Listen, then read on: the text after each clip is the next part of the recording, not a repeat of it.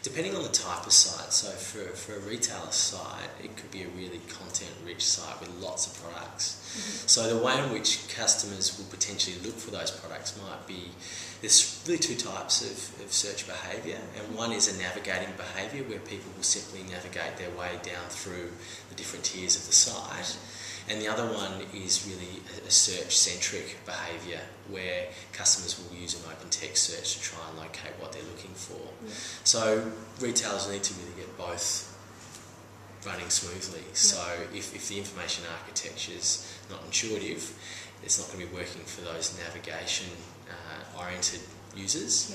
And if the site search isn't working as it should, well then those search-centric customers will have trouble trying to locate what they're looking for. So if you look at a site such as Amazon or iTunes, for example, you're going to be getting very search-centric behaviour on that site.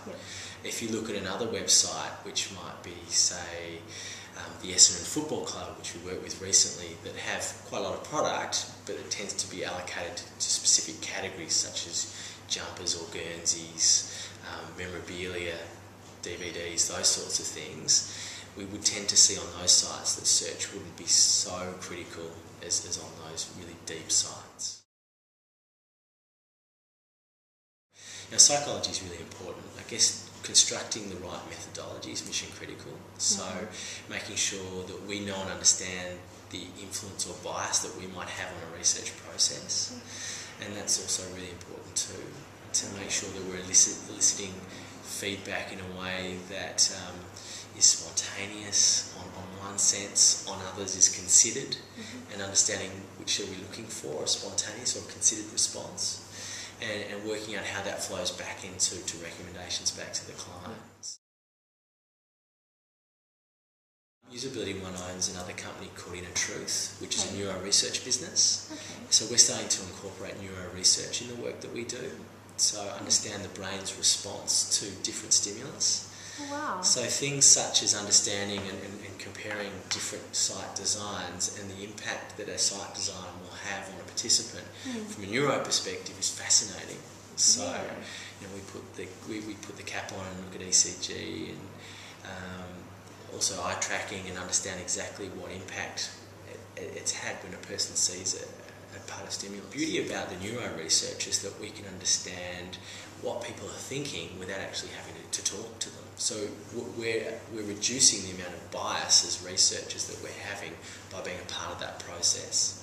So we might just simply show them a website or a design and see how the brain's responding, whether it's favourably or not favourably to that design, so that the retailers themselves can actually tweak and adjust and get the right design constructs together to further increase their, to get them closer to their goals of converting customers.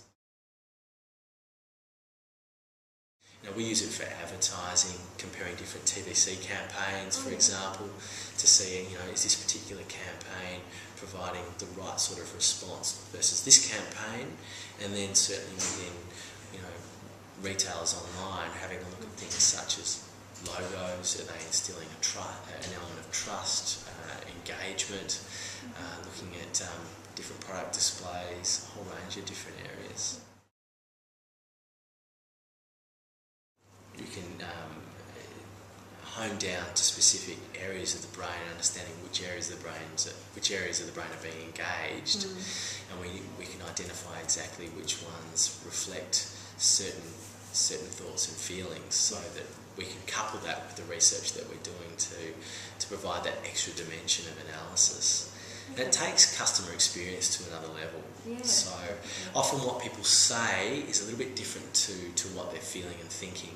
And often when we run a usability test in the lab, and we'll see a participant struggling and battling their way through an e-commerce site, and we'll get to the end of the process and say, how'd you find the process? And they'll say, it was fine. And they've just battled and struggled the whole time. The neuro research can show exactly the points at which they were having negative responses, and highlighting those and bringing those back to their behaviour, and looking at it in conjunction with